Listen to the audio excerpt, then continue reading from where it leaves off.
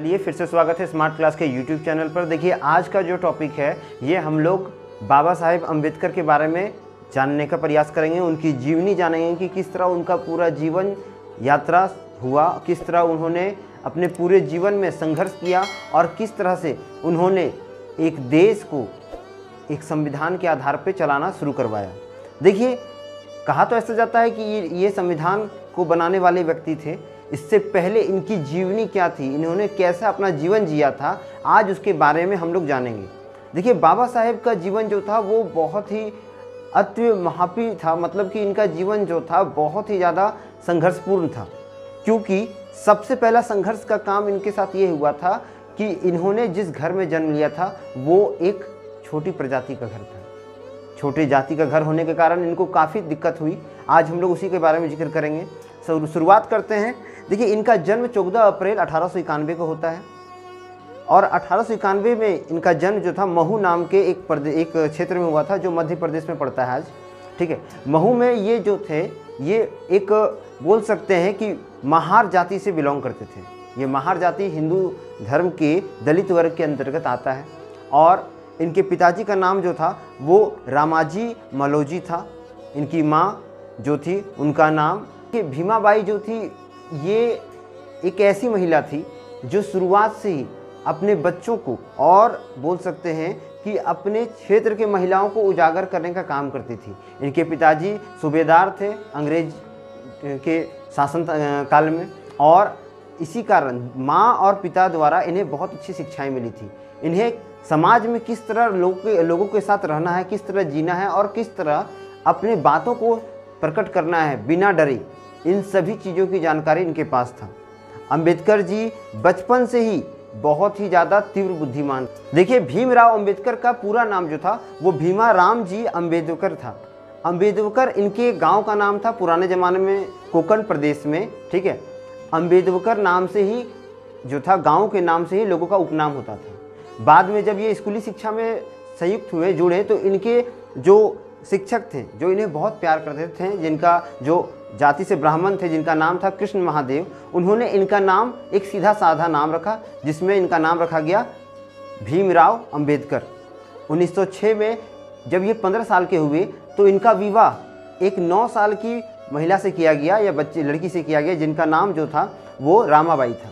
देखिए रामाबाई जो थी वो इनके साथ जीवन संगनी तो बनी, साथ में साथ इनके हर बातों में हर बोल सकते हैं कि हर तरह की जो ये चुनाव करते थे उनमें इनके साथ खड़े रहते थे। इन्होंने अपने साथ जीवन में हर सुख दुख में दोनों ने एक साथ आगे बढ़ा और एक साथ हर चीज़ का सामना किया। 25 दिसंबर 1927 को मनुस्मृति को जलाकर भीमराव अंबेडकर ने सबसे पहले जातिवाद का विरोध किया था। उनके अनुसार हिंदू धर्म को जिस तरह से लोग प्रताड़ित कर रहे थे, हिंदू धर्म में जिस तरह भेदभाव होता था, इससे वो बहुत तंग आ गए थे और इसी तंग आने के कारण उन्होंने हिंदू धर्म का बहिष्कार कर दिया। उनका कोई मेन मोटिव नहीं था कि ये धर्म खराब है, उनका ये कहना था कि इस धर्म में जाति भेदभाव, दलित अमीर छुआछूत ये सब बहुत कुछ होता है और इससे हिंदू धर्म कमज़ोर हो जाता है। इसीलिए या तो इस धर्म में बदलाव करने की आवश्यकता है या फिर मैं इस धर्म को त्याग करूँगा। और इस तरह से उन्होंने मनुस्मृति को 15,000 अनुयायियों के साथ, अपने 15,000 अनुयायियों के साथ भरी सभा में जला दिया। उसके पन्नों को जलाया और इसके विरुद्ध लोगों को जागरूक किया। लोगों के अंदर ये जो छुआछूत और जो जाति प्रथा था इसे कम करने का उन्होंने प्रयास किया। उन्होंने 1930 में काला मंदिर सत्याग्रह किया जिसमें उनके 15,000 अनुयायियों ने बढ़ चढ़ कर हिस्सा लिया।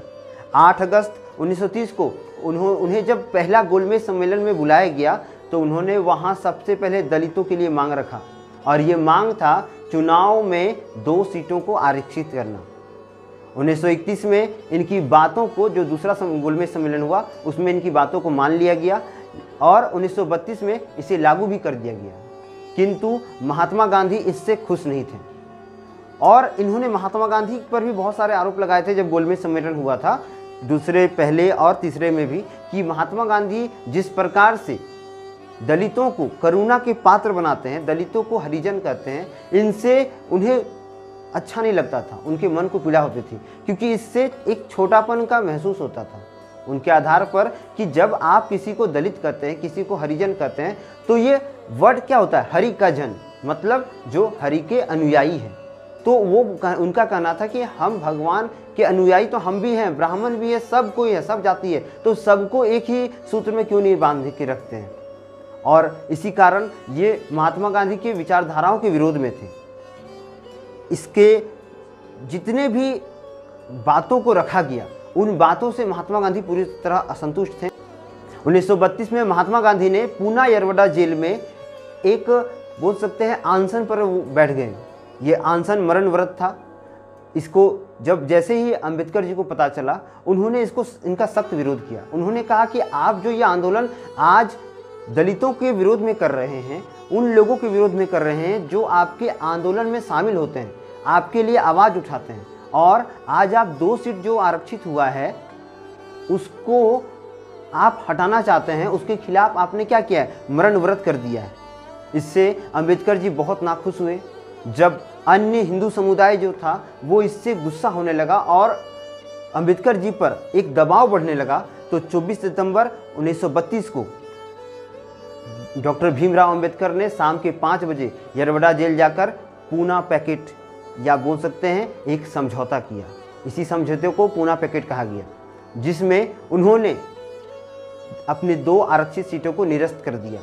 लेकिन इसके साथ ही साथ उन्होंने कम्युनल अवार्ड में 78 सीटों की जगह 148 सीटों पर अपनी आरक्षण को मांगा, जिसे कबूल लिया गया और कुछ शर्तों के साथ महात्मा गांधी ने अपना मरण व्रत खत्म किया।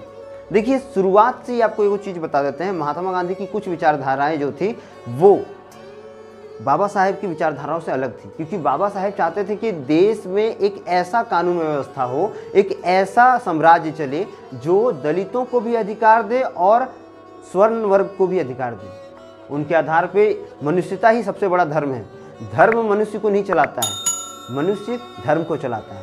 और इस विचारधारा से उन्होंने क्या किया, धर्म का बहिष्कार किया था। इसके बाद जब इतनी सारी घटनाएं हुई तो उनके मन में कुछ ऐसी बातों का जिक्र होने लगा जिसके कारण लोग उन्हें क्या करने लगे, उन्हें हिंदू विरोधी मानने लगे। लोगों के अंदर जो हिंदू राष्ट्र के अंदर आते थे वो इनका विरोध करने लगे। उन्हें ऐसा लगता था कि ये जो है वो हिंदू विरोधी बातें करती हैं।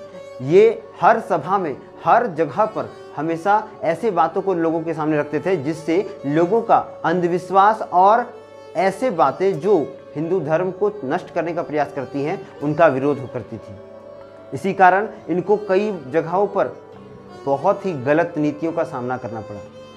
इससे तंग आकर के जब उन्होंने सब कुछ कोशिश कर लिया, हर जगह उन्होंने प्रयास कर लिया कि किसी तरह हिंदू धर्म में बदलाव हो जाए, और ये बदलाव नहीं हुआ। क्योंकि आपको ही पता है हिंदू धर्म में कितने सारे दोष थे, सती प्रथा, बाल विवाह, विधवा, ये सब बहुत सारे प्रथाएं थी जिनको इन्होंने बहुत हद तक कम किया था। और इनके साथ अन्य नेताओं ने, अन्य बोल सकते हैं महान पुरुषों ने भी इसे घटाया था।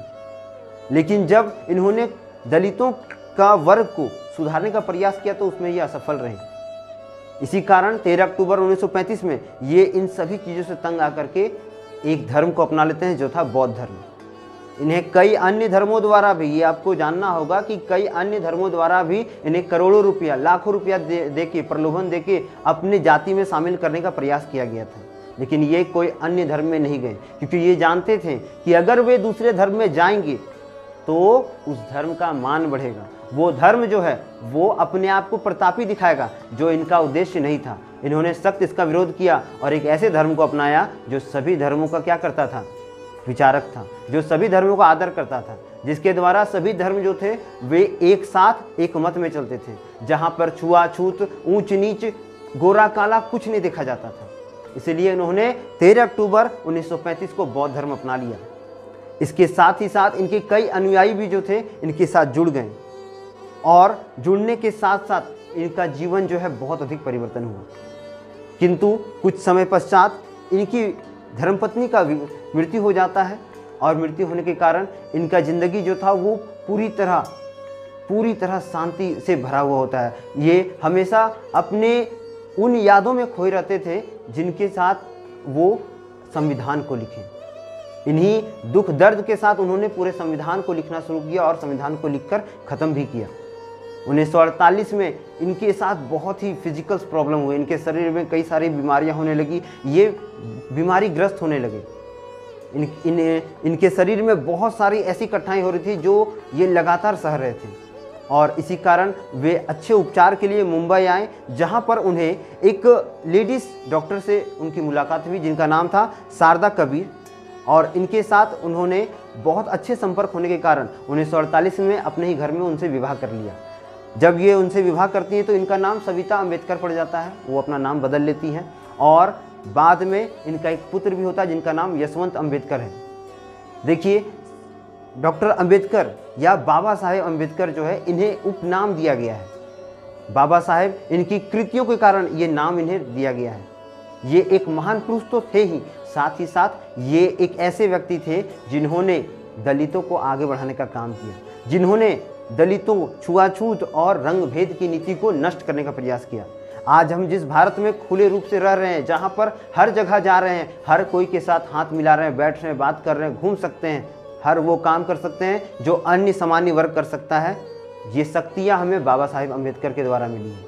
देखिए, इनका फोटो को, इनके बातों को रखकर बहुत नेता जो है वो अपने अपने वोट इकट्ठा करते हैं, लेकिन ये गलत है। बाबा साहेब ने कभी भी किसी धर्म, किसी जाति और किसी विशेष वर्ग को चिन्हित नहीं किया था। आज हमें ऐसे व्यक्ति का अपमान करते हैं हम, जब हम उनके नाम से कुछ गलत काम करते हैं, उनके नाम से हम दंगा करते हैं और अपनी मांग उठाते हैं। अरे, हमारा मांग पूरा हो चुका है, हमें संविधान में अधिकार मिल चुका है, अब हमें चिल्लाने की जरूरत नहीं है, और अगर होगा कुछ वैसा तो सब एक साथ रहेंगे। हर वर्ग के लोगों को इन्होंने एक मत में, एक अधिकार में रखा। नवंबर 1956 को इनकी मृत्यु हो जाती है। इनकी मृत्यु महाराष्ट्र में होती है, जहां इनके समाधि स्थल को चैत्य भूमि कहा जाता है। इनकी मृत्यु के बाद इन्हें बहुत सारे लोग, करोड़ों लोग, हजारों लोग जो हैं इनकी मृत्यु में और इनके समाधि स्थल में आते हैं, और आज भी इनके जहाँ पर इन्हें समाधि दिया गया था वहाँ लोग बहुत अधिक मात्रा में आते हैं और इन्हें नमन करते हैं। इनके बहुत सारे अनुयायी जो हैं उन्होंने बौद्ध धर्म धारण किया और उनकी विचारधाराओं से प्रेरित होकर आज वे लोग देश में विकास कर रहे हैं। आशा करते हैं कि आज के जितने भी पॉइंट्स थे बाबा साहेब अम्बेडकर के, वो सभी आपको बहुत अच्छे से समझ में आ गए होंगे। मिलेंगे हम लोग अगले वीडियो में, तब तक के लिए चैनल को लाइक करें, शेयर करें और सब्सक्राइब करें। वंदे मातरम। भारत माता की जय।